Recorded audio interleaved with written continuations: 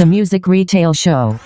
All right, well, Richard, we're back for another episode. Yes, we are. So, nice long weekend. I got for to get you. out of town. Yeah, tell me about that. And I went to the beach. Yeah. Went down to Seaside with Hannah and the kids, and Hannah's sister and her husband. Yeah, And how was that? Man, I had a great time. Now, you went fishing with Graham and Jackson. Yeah, I did. We went down to, they got these big, long piers out there. They go out 1,500 feet and out in the water. So Whoa. it's pretty cool. And they have, You're all like these down pictures. in Cuba. Yeah, You're pretty going so much. far you're out in Cuba. Pretty much. You can almost see the land, but they Yeah. have all these pictures of these You can giant see fish. cigar smoke coming up. Yeah, that's right. I would have liked to have been smoking a cigar, but Yeah. yeah, it was good. It was tough. We went Saturday morning. It was We each tough. caught something, but Oh, you wow. it's just Wow. you wish you caught more. Why is that? Well, just expectations. well, yeah. And my expectation was I paid for something, paid to go out there to fish, and so my you paid for the expectation pole was and the high. tackle. Yeah, we and had to the rent fisher's poles. license. Okay, all right. So, and then it was a nice access to the pier, and that Okay. counted your fishing license. Okay. And then, of course, we had to rent the. Was other people out there catching fish? Yeah, actually, there was like some pros that were out there. There was one man and one woman that were out there, and he was running like 4 or 5 poles, and he was catching these. I guess they were like these jacks. They were kind of about, I don't know, and they had these yellow fins on them. They not big, but if you caught enough of them, and man, he'd pull them up. She'd go over to the table because on the pier they had running water and cleaning tables Really? out there and stuff Wow. for you. And she'd get over there, and man, she'd cut them open and fillet them and clean them, and Wow. then she'd put them in a cooler, and he pulls some more up. It's like they were like sitting there going, "Hey, we're catching food for the week." Wow. But it's like the what they give you. They wanted, man. They said the guy goes, "Here, fish with the squid. It stays on the hook better." Man, I'm telling you what, man. Those fish, it's like they're trained. It's like they went to school. To learn how to pick the food, the bait off the hook, because it was incredible. I caught one of those jacks, and Jackson caught, I don't know what he caught, but it was nice. I mean, you just saw there's tons of fish. You throw your hook in the water, man, you just saw them because you're up so high and the sun's shining down, Oh, wow, and you wow. could just see them coming. Did you ask the other guy what he was catching them He on? was using fake lures.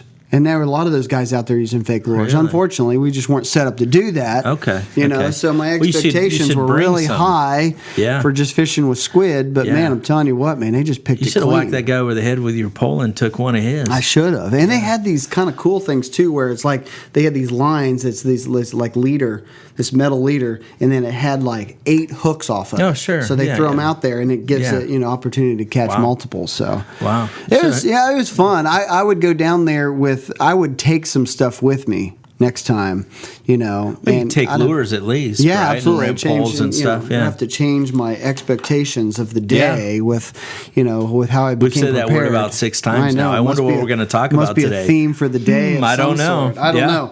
But it was good. So Yeah. obviously we got out of town. We were out of town for 5 days or so, and Wow. had a lot of fun. Now we're back at it, ready to go into the Reality fall. So hits. I had to reset my expectations going into the fall. There's that word. I wonder what we're going to talk about today.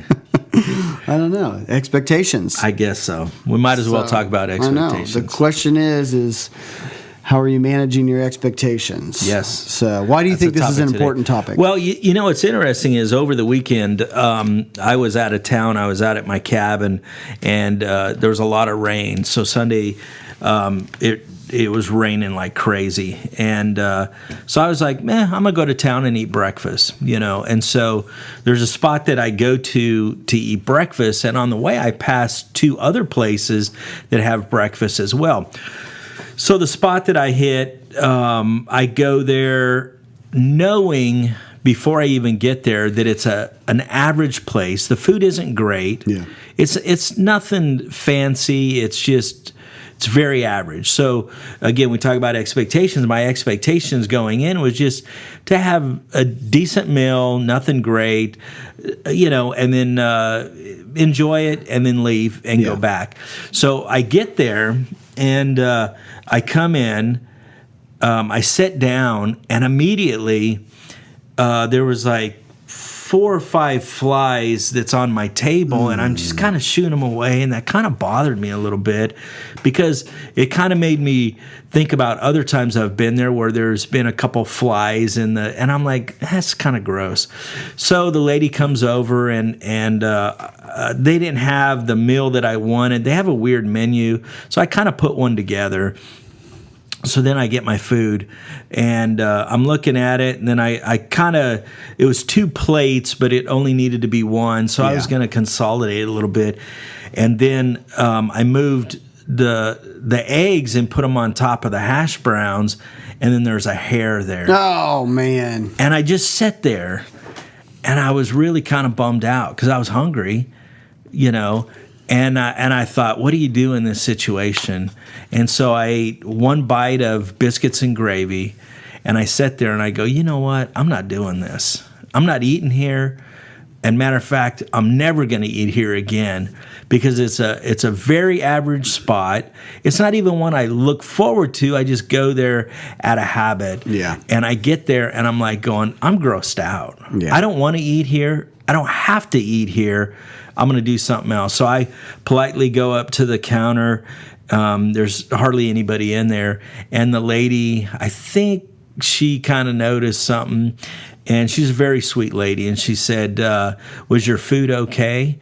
And then I just said, listen, I don't really complain about food, but I'm just really grossed out. And what was interesting is at the cash register, there was a couple of flies that I just kind of knocked out of the way out of habit because I was, you know, and I was like, but I've been shooing flies all morning, and I moved my eggs, and then there's hair underneath it.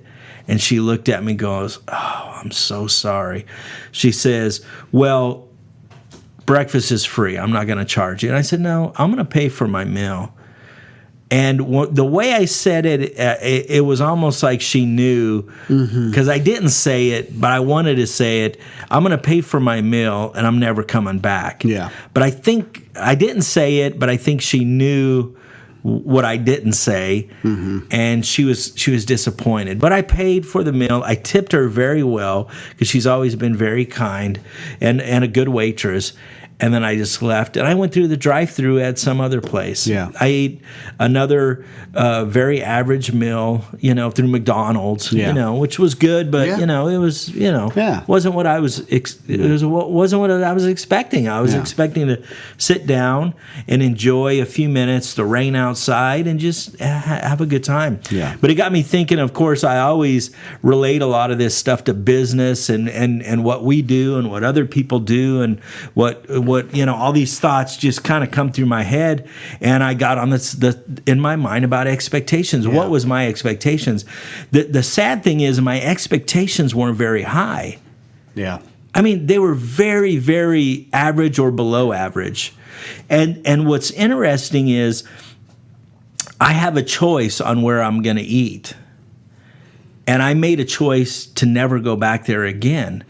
And so to them, I'm not even the customer that they're overly concerned about, because they expect customers like me out of habit to just walk in there and eat and leave. You know, they're not jockeying for new customers or retaining the ones that are kind of questionable or whatever. I'm taken for granted. I'm that customer that you just count on being there.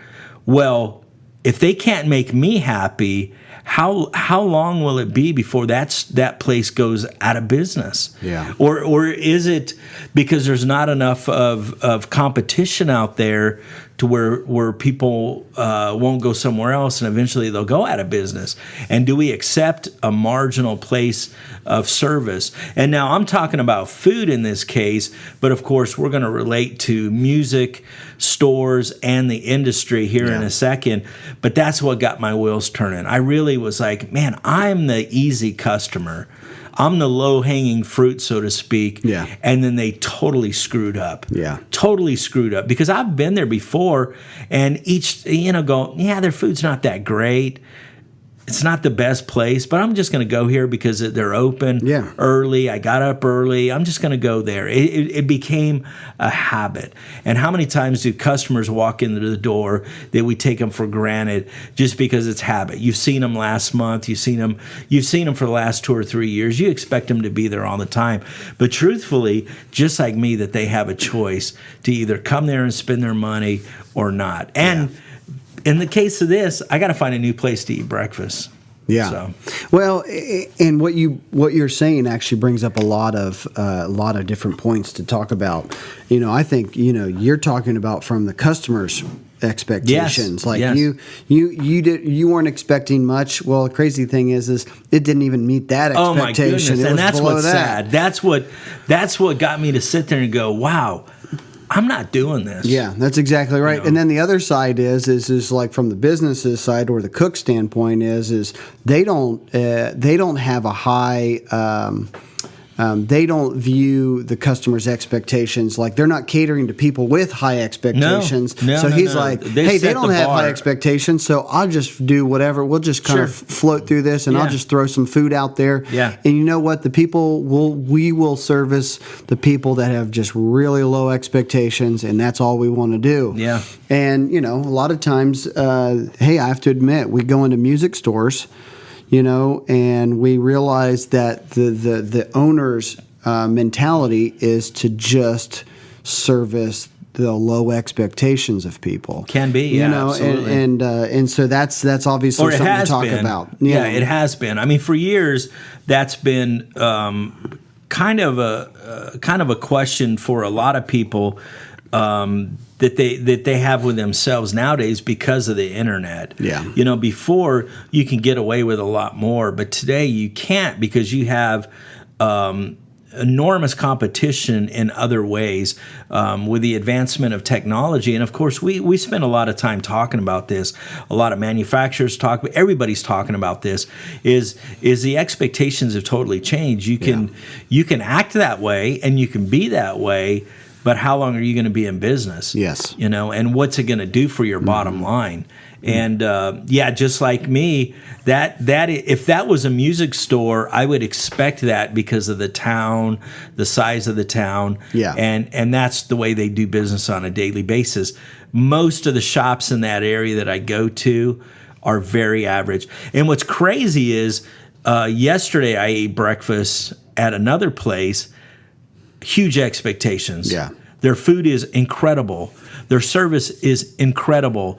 And so my expectations are realistic, and so I go in there, I expect a good meal, I expect good service, and I tip them well. Yeah. And then it's not like I walked into this other restaurant over the weekend with those expectations. I didn't expect them to be as good as the place I ate yesterday, because it's a total different place. Yeah. And my expectations were different. They were very, very realistic. Yeah, and music stores, I guess, have to make that decision.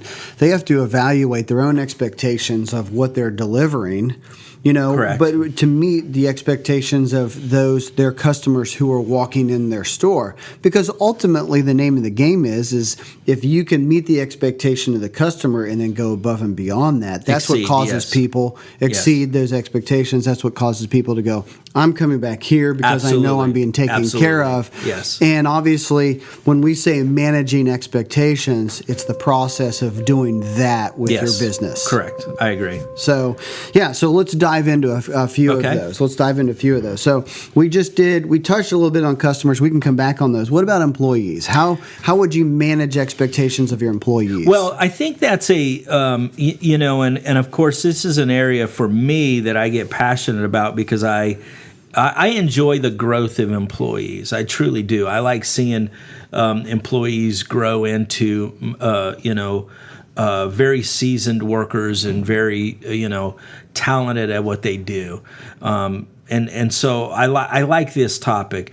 What I see is a lot of times people hire employees and they have expectations for their employees that the employees can't meet. So they hire somebody off the street in a music store and they pay a minimum wage because somebody's dying to work in the music area. Yeah. But they have no knowledge, but they expect them to sell huge amounts of inventory. Yeah, absolutely. And so when it comes to that, I think all of us have to, especially if we're in the position of hiring or managing employees, we have to be very realistic with the expectations of those employees. And the best thing is to train them, to teach them, to show them what it is we expect. Because a big part of it is how much we'll be let down. And we're always judging is a strong word, so I got to be careful with that. But we're always, I guess, we're judging them on their performance based upon what we expect out of them. But they may not even know. Yeah. They don't know our expectations. They don't even know how to meet those expectations. Yeah, absolutely. And of course, obviously, if you're hiring new employees, you want to find out what their expectations are with coming into your business to make sure that it's even a good match. It's a match. Well, and yeah, that's a good subject because a lot of times it should be this way, that employees, like in an interview process, is also interviewing the person interviewing them. Yeah. I mean, you're truly kind of seeing if it is a match. But a lot of time there's desperation on the potential hire to just get the job. We want to, everybody wants to win. The guy hiring wants to convince you that this is the greatest place for you to work, and the person who's applying for the job's goal is to get the job. Yeah. And so there's so many things in the middle of that is left unsaid and unknown. Yeah. that you go, I got the job. Well, what are you going to be doing? Yeah. Well, I'm not sure. Yeah. But I'm going to be working in a music store. Yeah. But I won. There was 10 people that were running against me and I won. Yeah. But what are you going to be doing? I don't know. I'm not sure yet. I guess I'll find out Monday when I start.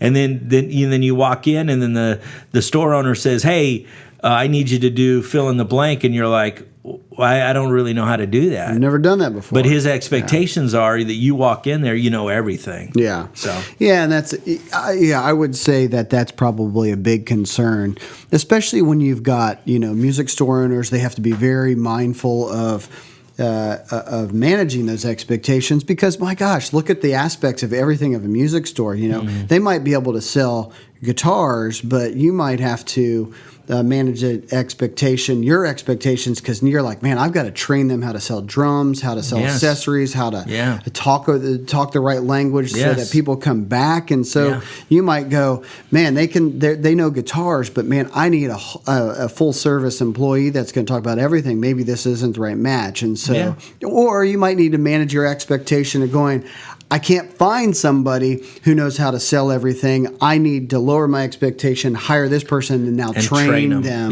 up to be who I need them to be. So obviously expectations go both ways. And and I think that just comes down to having a conversation about that. I mean, I joke around and I say this, but I think there's a lot of truth with it. And I said this before we even started about people getting married. I mean, girls...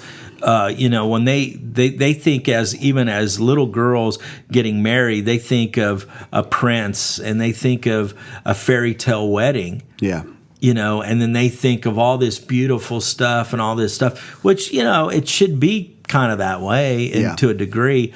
But what they get is a guy who's on his wedding night, he's probably half drunk and fallen over, and it goes downhill from there. Her expectations, a knight in shining armor, she's not getting that, Yeah, he's falling and getting a shiner. Yeah. And so it's just, that, that's the way it is. And maybe that's why, was it 50% of all marriages ended in divorce is because our expectations are so high, and that, we do it in every walk of life, with our spouse, with our kids, with everything, is that our expectations are for them to perform a certain way, to be a certain way. And it's unspoken. We don't even say it. We don't even have those conversations to even know how to even work within that. We just expect them to be a certain way, and when they don't meet those expectations, there's a high level of disappointment. Yeah. And then from there becomes tensions and animosity, and then confusion with the employees, and we'll get back to employees, and then all of a sudden is, I don't like my job no more, and then an attitude, and it trickles downhill from there. But man, how we could sit down with whoever it is, and we'll talk about the employees, and just say, hey, what is it that you know? What is it you don't know? What is it you would like to learn? What can we do to teach you how to be this type of person? And then that way both sides know exactly what's going on, and they can work together to meet these expectations. Yeah, that's exactly right. I guess even that, in my opinion, is if you invite if you have an inviting atmosphere for people to be able to be openly honest, you can get to the point where you can line up your expectations. But if you have a situation where somebody always has to, try to fake it till they make it, or not tell you the truth because they're afraid they're going to lose their job, then I don't think those expectations are ever going to line up. So yeah, I agree. But all right, next, what about manufacturers? How do you manage expectations with the manufacturers? Well, I think we could talk about both sides of that. I think it's good that we talk about both sides because we're in a unique perspective to what we do where we actually deal with both sides of them. From behind the scenes to what they really think, and I'm talking about the manufacturers, to what they really think about everything as opposed to a customer just buying from a manufacturer and then putting on their smiley face. Yeah. I mean, we see more of the behind the scenes, so it's a unique perspective.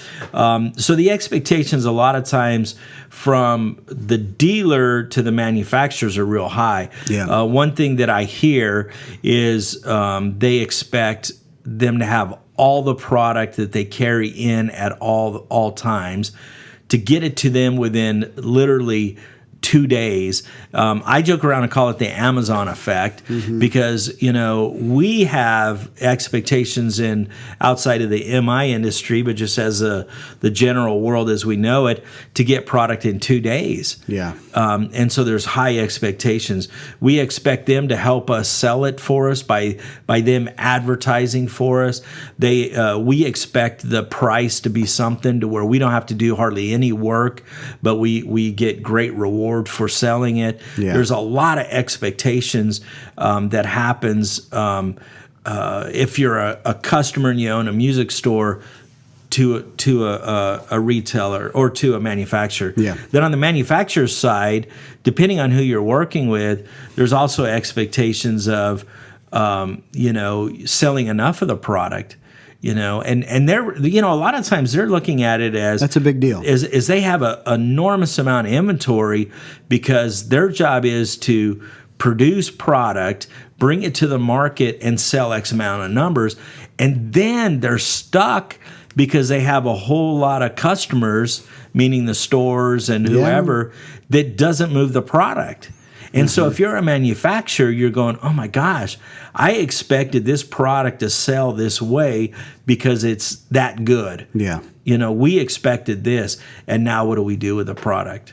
And then that's where you see a lot of people going, well, I guess we're going to have to sell it online. We're going to have to sell it ourselves.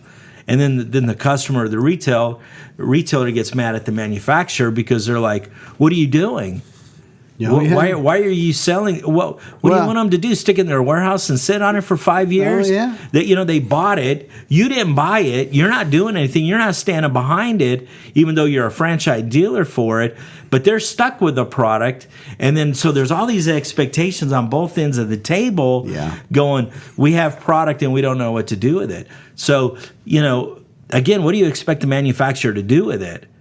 If you as a retailer are not doing something with it, because that's what you guys agreed to do with a franchise. Yeah. Sticky situation. So, let's just real fast. Do you think that manufacturers have gone to online selling more because their dealers are not selling enough product or living up to their expectations? Or do you think that manufacturers thought, well, wow, we could raise our expectations of what we could sell if we did both? Man, I don't know if I can accurately answer that because there's probably truth in both of it. There's some manufacturers that sell stuff online and they don't act like they do, but they do. And then there's some manufacturers that is forced to do it. They think they're so sneaky. They're not sneaky.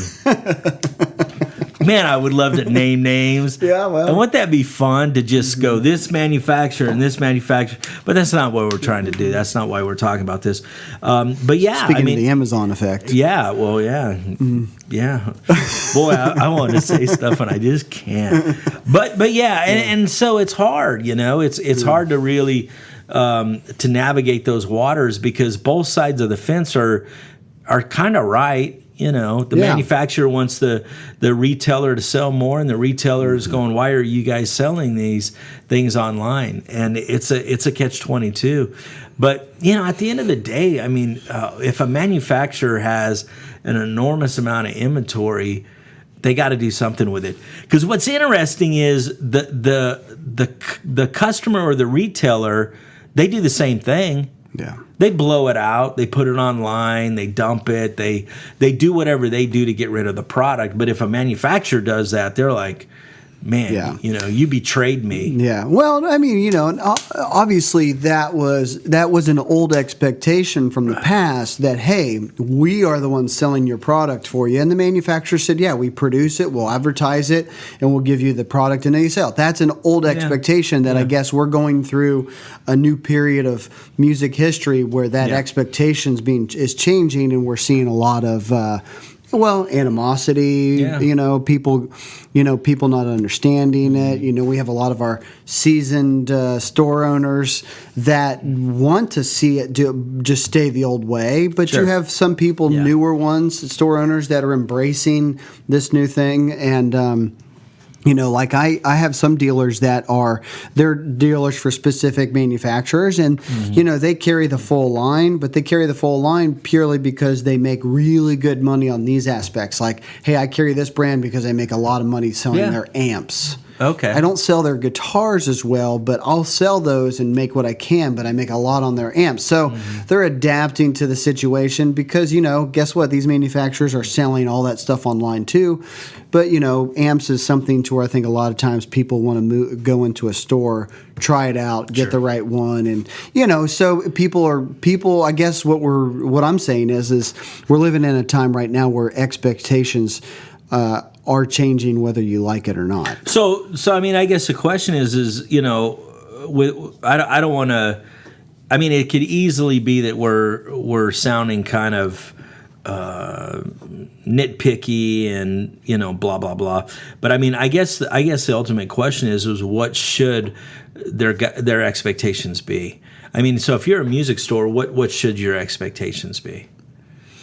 Man, I mean, obviously that's a great question, and that's what we're now pertaining to manufacturers. Is that what you're saying? Yeah, let's talk in general. Well, I mean, I think your expectation should be you know, I'm in this, like referring back to the Mark Maxwell episode that we had at NAMM. I mean, he got into this business. His expectation was, hey, I want to do this because I want to be involved in people's lives. You know, so the expectation hey, I'm using this as an opportunity to connect with people. Now, he had a history of that with his family. Yeah. But, you know, that was the main goal, you know. So he's sitting there going, I don't care if these companies sell online. You know, my expectation is when I can get connected with people, I can sell the products that they want because they become loyal with me, which I think is what we're trying to create that conversation here with more and more stores. Absolutely. So the expectation shouldn't necessarily be, hey, I carry this brand. I expect them to do all this stuff for me. Now I'm going to be upset when they change that. Your expectation should be for what you have the ability to control within your own atmosphere, I would think. It's kind of like... I view it as kind of the difference between where I ate breakfast Sunday morning and Monday morning. Totally, both places were different expectations. Yeah. And I know for me that I try to be very realistic with all of them because that way I don't tend to be let down. Yeah. I don't become disappointed. There doesn't become a lot of tension in the air. A lot of the negative things don't happen. But when we'll go back to an employee. When I hire an employee, a lot of times I'm very realistic with what that expectation may be and go, you know, this guy has a learning curve ahead of him, but he's a good guy. He seems to be a hard worker, and we're going to stick it out. Yeah. And then there's sometimes they go, man, this guy is seasoned. He's worked at a music store for 6 years, and I expect him to know what's going on, right? Mm-hmm. And so my expectations might be a little higher. Now, I don't view both people the same. Yeah. I view them independently. Yeah. And that's the same that I think that we should look at across the board. We our expectations with customers should be different. And I think, without getting into the monetary side, it can be the expectations can be different based upon age. One of my biggest gripes is the treatment that people have towards the youth of today, and the way they perceive them, and then they wonder why that they're not loyal to their store. Because they treat them like they don't have any money. They treat them like there's no value with them. And then when they find out that they actually have the power and control to make a different decision, and that decision is somewhere else, they don't like it. Oh, absolutely. How many 16-year-olds have phones in their hands Yes. when they walk into a store? We've talked in the past that that's an opportunity to sell something. But if we treat that younger person with a little bit of like, what are they actually going to buy? They don't have a job. Yeah, they don't have. The list they walk goes on. out of the store and they buy something because they got mom and dad's credit card. Yeah. Well, and it's a concern that's across the board, because we're dealing with demographics of age of store owners. They're at a point in their life to where they don't put the value in those age brackets as much as somebody that might be younger, maybe somebody in their staff. So they look at them and go, "Oh, I'll let this other guy take care of them." And they don't give them any value. But then they get upset when that person takes lessons with them for 2 or 3 years, and they walk in with another guitar that they don't carry the brand, and go, "Where did you get that?" Yeah. "Well, I went down to this box store and bought it." "Well, why did you do that? Why didn't you buy from us?" "Well, the sign says do not touch." And I've walked over there a few times to ask somebody, and no one would pay attention to me. Oh, yeah. So I was afraid to ask. And I mean, that really goes on. Yeah. But yet these store owners will go, "These dang kids today, they have no loyalty. They won't go buy their product from a box store. They buy it on Amazon, and then they bring it in and want me to fix it." Well, what do you expect? That's exactly right. I mean, what do you expect? You're not embracing them. You're not making them part of your future, because that is, and we've talked about it, that is a kid that could be your customer for the next 20, 30 years. But instead, you're politely pushing them away. The only thing you're wanting is their mom and dad's money to take lessons. Yeah. You don't want their money on guitars. If you did, you would, when they walked over looking at guitars, you would ask them, "Would you like to see one of these?" That's right. But instead, you ignore them. So what do you expect? When a kid walks in there, and I've seen it before. I hear about it. I read about it this morning. Yeah. But what do we expect? Yeah, hey, to quote the late Whitney Houston, "The children are our future." Which, it's a song, I know, but it really is. I mean, You're not going on vacation no more if that's all you got. That's all I got. But just to drive your point home, is just kind of like, if you want people who are going to be loyal to your store and you want to be open 20 years from now, it's not necessarily taking care of the older people. It's taking and grooming new people up. I mean, again, not to keep harping back on Mark Maxwell, but in that episode, he was very clear.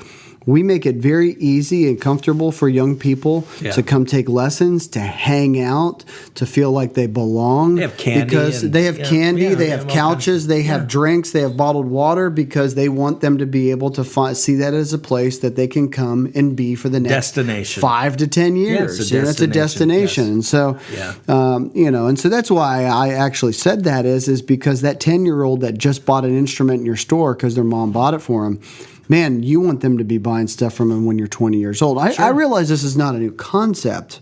No. But it's not a new concept, but it's a concept that I feel like every year we can come back and evaluate our expectations on that from ourselves and our employees and our business, and are we taking care of that as well as we possibly can? So, which brings us to another thing. We have two different things. We have managing our expectations for the year and fourth quarter. So let's talk about the year so far, because we had spoken earlier about people setting goals for the year. Yeah.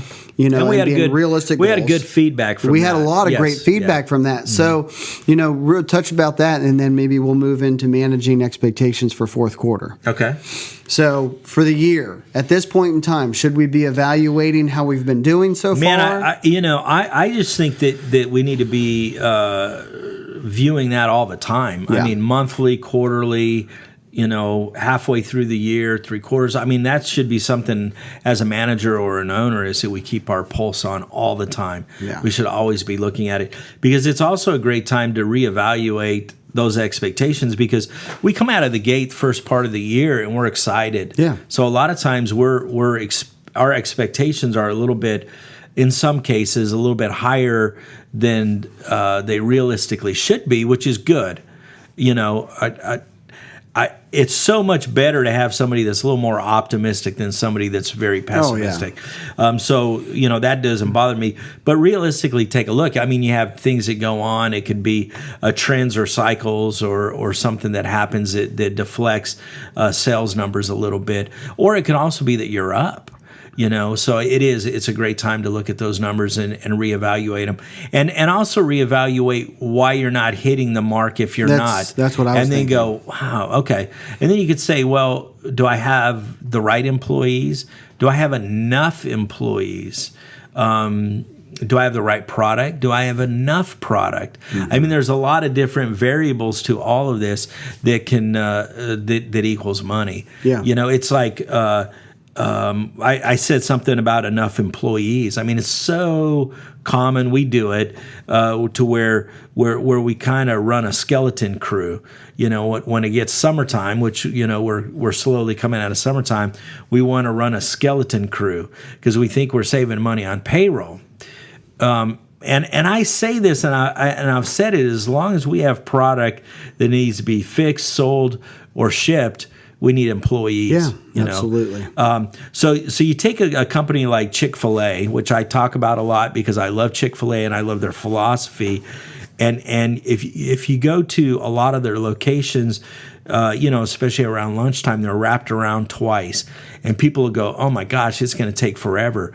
But then you talk to somebody and they go, "Yeah, it took me like 4 minutes." Mm-hmm. And then you think, "Why? How can they do that so fast?" Why? Because they probably have 2 or 3 more people in there cooking food than what a lot of places. And then across the street's another restaurant with 4 customers in, and it takes you 4 times as long to get through. Yeah. And it's because they don't have the right staff, they don't have the right systems in place to get this done. So having the right amount of employees is equally as crucial. Yeah, absolutely. So, and I'm even thinking going back to our episode that we did about getting ready for NAM, you know, the expectations of going into NAM and coming out of that, how that's going to project on the third and fourth quarter. You know, we were talking about summer NAM right there. But, I think a lot of that, you're talking about there's a lot of things that we need to use to evaluate how our year is going. Yeah. You know, and I think, you know, at this point in time, we might need to be setting some goals or managing our expectations going into next year at this point in time. You know, like you said, January is a time where everybody's like gung-ho and is ready to go. Yeah. You know, so this is a time that, you know, maybe people need to be trying to be optimistic, looking forward, planning and setting goals for 2019 and being realistic about that. I think if you set those out there and you have realistic expectations, that's a positive thing that allows you to kind of be excited about going into the next year. I think you can look ahead, but you know, also we need to continue to look at fourth quarter because we've talked about the numbers that can be drawn in the fourth quarter can also make up. If you're 10% behind for the year, you still have time to make it up and then some. Yeah. And so we have a big quarter ahead of us, and we have a lot of year left. We have some of the best time of the year ahead of us.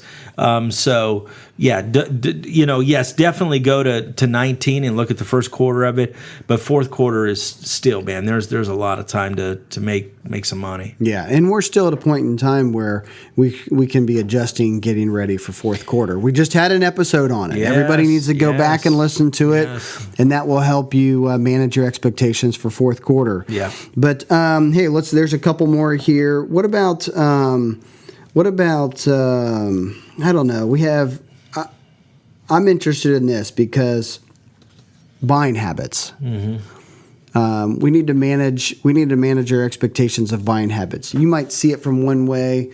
I kind of saw it from the concept of, man, if you don't have it, you can't sell it. Yeah, I agree with and maybe that, that's how you saw it as well too. But let's talk about expectations of that. So, and the only reason I say that is because a lot of my customers that I deal with, they want to ride that line. They want to assess the risk and try to balance that line of not being too risky, but a little bit. They want to make that money. They want to, make it real simple, they want to buy 5 guitars and sell 4 of those guitars before they come back and buy more. But yet, but if you bought 5 guitars and you've sold 3, you've only got 2 guitars to sell. Yeah. Those are low numbers, but I'm doing that for a purpose. Sure. That, they're not, their expectations of what they can sell are, in my opinion, are not correct. So they need to change those and manage those a little bit differently. Yeah, and I mean, I agree with that. Yeah. And I would probably ask the question of why. Is it cash flow? Is it are they afraid because of the unknown? Yeah. So there's probably a lot of variables there that would be interesting to ask some dealers. I mean, we should probably have a dealer in and ask these questions. They probably think we're interrogating them and they get mad at us. Yeah. But yeah, that's a great question because a lot of times when you walk into a store that has a great inventory, you feel like you've seen everything. Yeah. And so you don't necessarily need to keep shopping, in my opinion. You've seen it all. So you can buy there. But when you walk into a store and they're low, or they're trying to manage their inventory too much, and then you're like, wow, I need to keep shopping because they don't have all of what I'm looking for. And so it's a balance that's got to be hard to juggle. But to be honest with you, I think all of us are leaning more and more and more and more on the side of being overly conservative, and that's costing us a lot of sales. Yeah. So we're driving people out of our business and away from our business because we're trying to be too conservative, and that's a concern. That's something that, man, I look at and I go, man, I wish people would not be so nervous, and maybe it's a combination of things. Maybe it's what we're talking about as far as their expectations. Maybe it's the internet. I guess there's a ton of things that we could probably put blame on. But at the end of the day, we have to look at our store and go, is this a place where I want people to come to and stay and buy? Yeah. Or is this a place that I want them to come and hopefully a percentage of them I hook them, and that's a scary. That's like buying lottery tickets. Yeah, and I don't like that. I would much rather have a full store, the best you possibly can, and then when they walk in, they feel like they've seen everything. Yeah, it's the idea that sometimes you get suppliers might get those phone calls and from store owners going, hey, do you have this in stock? Because I have somebody standing here wanting to buy it. That's where I feel like that mentality is you're riding that line. There's people in your community that want certain things, but you're not willing to stock it because you want to assess the risk a little bit too much. Yeah. So, and I feel like at that point in time, that feels like it's, I don't know, you think it's a dead-end sale at that point in time? Man, you know what I think it is I think part of what popped in my head, I could be wrong on this, is it's a lack of confidence. Yeah. Because I think it's very easy for people to jump in business today that really, to be quite honest with you, man, I argue and I wrestle with the fact that they should even be in business. It's not my place to say. Yeah. Because everybody that has money or they have a credit card with a certain amount of limit can jump into business. Sure. But if they had more confidence, that would not even be an issue. Because if you talk to a really good salesman, I'm not talking like used car salesman type salesman, just good quality salesman, they're going to look at some and go, yeah, I'll sell that. Yeah. I can sell that, so they buy things and they go, yeah, I'll sell that, to where some people are like, nah, I'll order that. If somebody asks, I'll order it. But then there's other people that are just like, nah, we're here to sell guitars. Yeah. Give it to me, I'll sell it. Yeah, absolutely, and I think that's a good thing for store owners to think about too. Is it's like if they want to equip their salespeople to be successful, they have to give them the right product and tools to be Yes. able to do it. And I realize that might mean that you need to assess your expectations of your inventory a little bit differently. Yeah, when I moved to Nashville, a quick story is I worked at a store that was very, very had the potential, had the potential to be very, very successful. We did very good money every day. Dynamite store. And then, so I was never told what product we were on credit hold with. So I was hired and not told a lot of stuff. And so I remember going in and coming from the drum world, I walked in and I remember selling a Premier drum set and then finding out we're on credit hold. Sweet. And I'm like, oh my gosh, I didn't know what to do because that was foreign to me. And then I remember selling some Paiste cymbals. We're on credit hold with them. And then I asked another guy who was a drummer there that, sold guitars a lot as well. And I said, hey, what do we have? What's going on here? And then he started giving me a list of what we were on credit hold for. And I'm like, oh my gosh, I'm in trouble. Yeah. Because, I came from selling, everything from high-end Martins to a lot of drums to, a typical killer guitar shop to where I sold a lot of product at will because we had it or we can order it if we didn't have it. But a lot of times we had it to where I had to be careful how I sold. And you talk about equipping your salesman. I went there and I go, I'm going to lose money because I can't do my job right. Yeah. I can't actually help feed my family because we're on credit hold with everything. If I sold a Fender amp, we had to order the amp COD, and they charged us something like $600 on top of it. So when we ordered it actually cost us money to order that product. So I go, do I even sell Fender amps? Yeah. And so getting back to that, now that was a rare situation, which you actually bought an amp there, Yeah, but that's I another. sure did. That's another subject. Actually, everybody needs to know that was when we met for the first time. That was about probably what 99. Yeah, so it was 99? probably about 19 years ago. Yeah, 99, Yeah. something like that. Yeah, a little blast from the past there. Yeah. And we were on credit hold with everybody. And I remember going, oh, my God, this is very, very hard to make money. Yeah, it's an To even- unusual situation, but it was Yeah. also a real situation. Oh, it was very real. So, but I just think that if we're managing our expectations of our inventory, then it's not. Here's the deal. I think it's more about we do this to create conversation. Yes. For us to Yes. be able to reflect back on ourselves. For us to go, because these business owners that are listening to this are going, okay, I see where I'm at. Am I trying to be too careful, or am I not being risky enough that I'm leaving money on the table? That's for our listeners to decide on this. That's They their need to do decision, that. Yes. And This is just to provoke thought. This is just to provoke thought. Yes. So we're not telling you how to run your business. We're just telling you that it's a constant process. And hey, for a cheesy term, it's a journey that you have to Yes. go back and reflect on what Well, you're doing all the time. It is, and I think a lot of times if our expectations are realistic, again, and I've said this before, it eliminates a lot of stress. We're not disappointed. Yeah. We can actually focus the right way. Yeah. And I think that's where I have seen the industry trip up, so to speak, is because our expectations are. I expect everybody to come in here and hand me money, and I expect to make a lot of money, and I expect the manufacturers to have everything every time I call. I expect this, I expect this, I expect that. And the sad thing is it's not like that. Yeah. And I think that's something that we need to truthfully do is examine our situation and go, I just need to evaluate the way I think about things. Yeah. And I need to be realistic because that's when you can actually start growing. Yeah. That's where you can actually start accomplishing things. And your mind isn't full of a lot of junk and you can just say, hey, I need to assess this. I Yeah. need to look at it.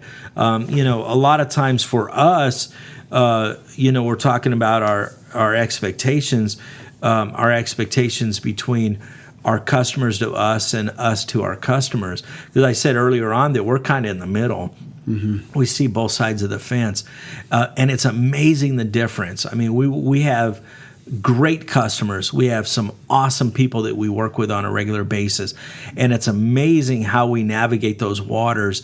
And when you get a guy, there's a few guys that I can get an email from or a call from, and they get it. Yeah. And they go, hey, I understand. And when someone has that frame of mind, hey, I understand how it is. Yeah. It just really helps in doing business, because they're not going, well, you need to do this, you need to do that, you need to do that. When we could be real and say, hey, I'm sorry this got damaged in shipping. It's out of our control. It's actually our carrier. But I'm going to do everything I possibly can to make this right.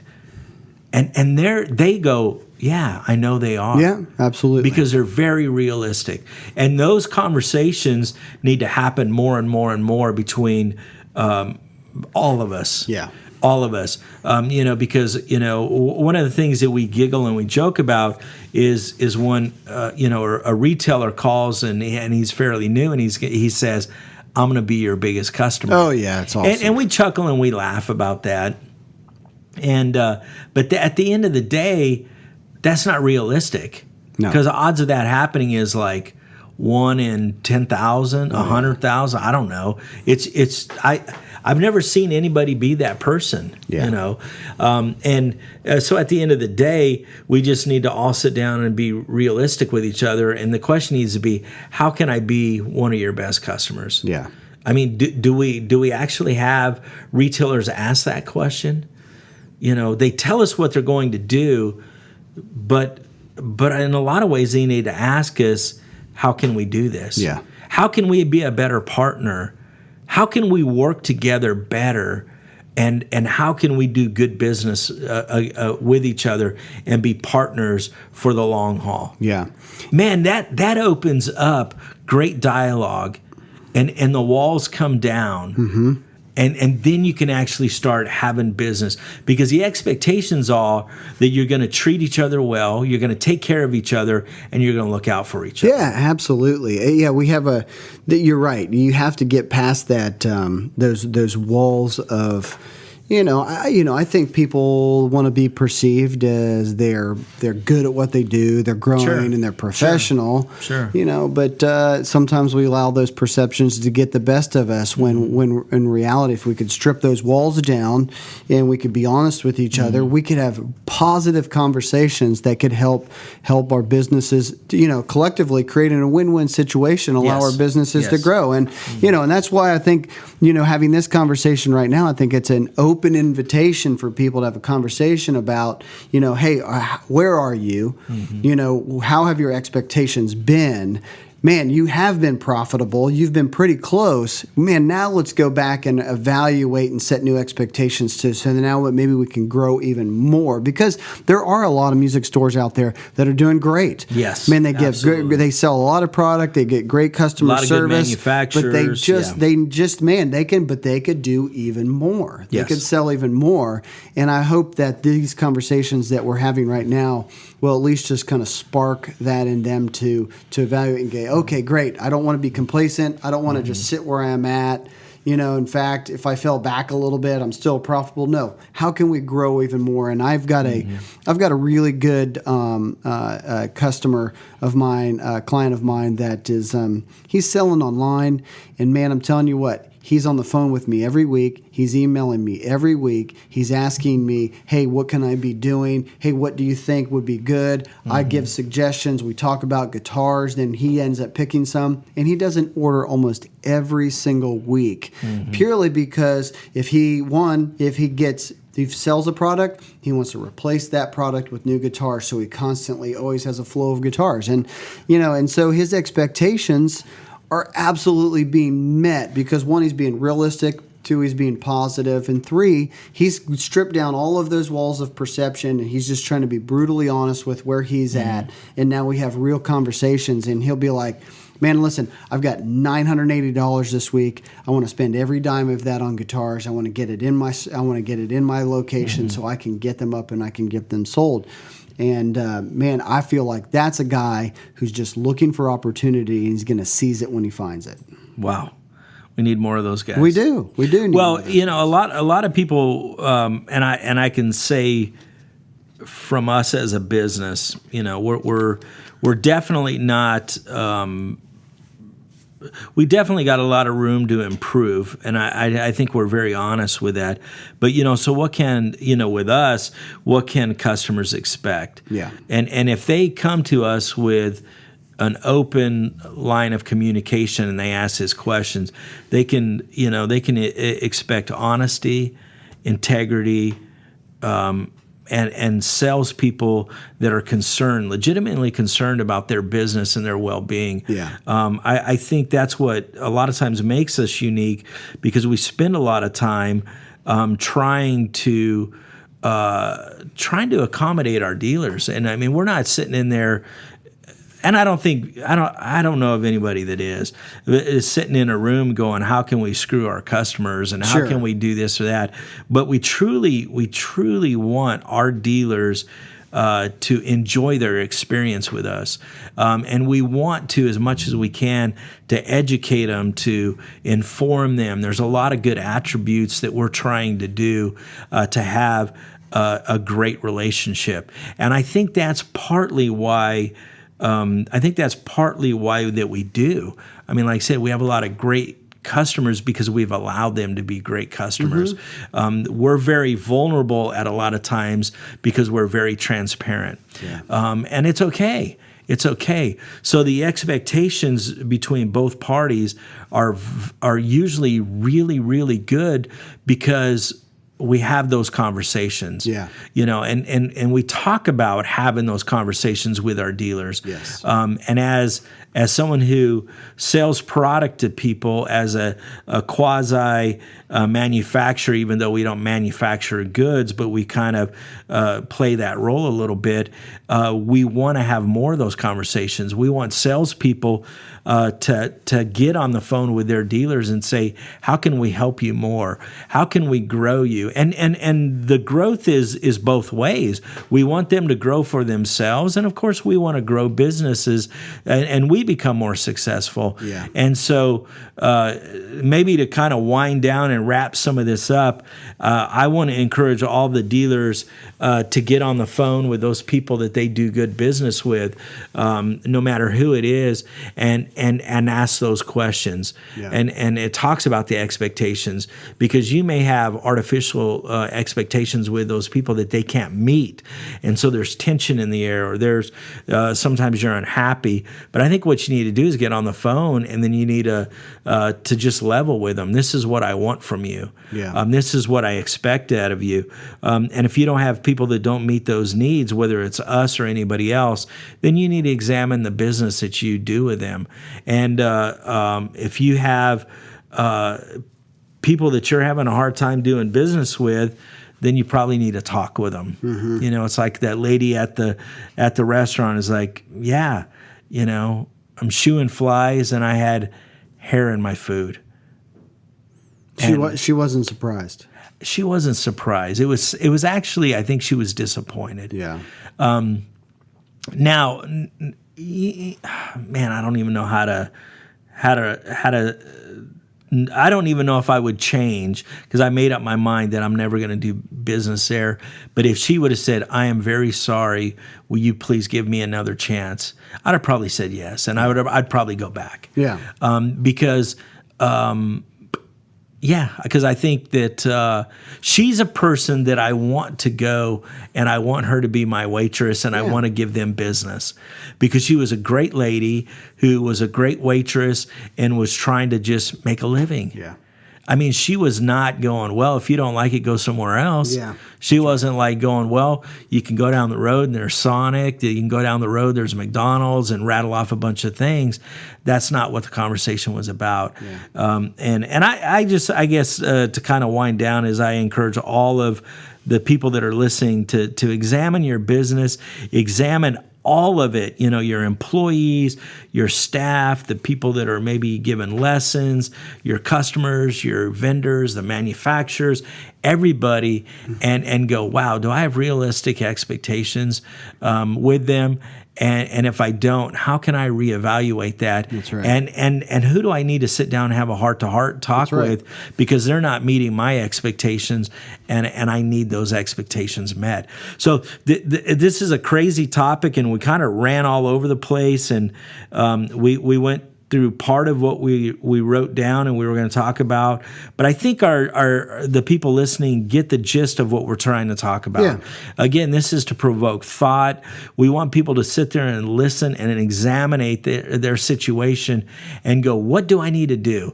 What do I need to do? Do I need to train employees more? Do I need to buy differently? Do I need to have a talk with a manufacturer? Do I need to replace a manufacturer? Do I need to hire a new guitar instructor because I don't have enough, and I got people waiting and frustrated, and whatever is going on in your location, to sit down and examine it. And I think that is the ultimate goal, because again, do it today, because we have some of the best time coming ahead, not just fourth quarter, but first quarter and part of second quarter is for the next 2-3 quarters. There's a lot of money to be made. Absolutely. I guess that's the kind of way to say it. But so I hope our dealers get something from this, or our listeners, not our dealers.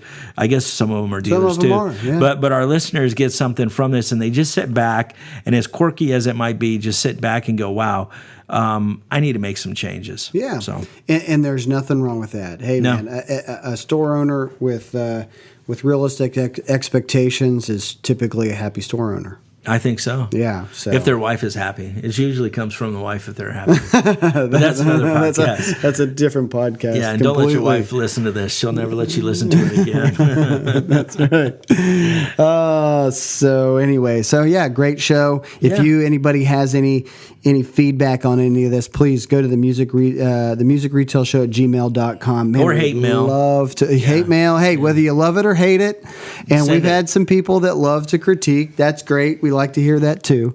So, but man, I think it's a great show. Everybody needs to think about this. Yeah. And find a way to move forward and be positive within it. So I agree. all right. Glad There you it got is. some time off. Yeah, man. Thank you. Yep, absolutely. All right.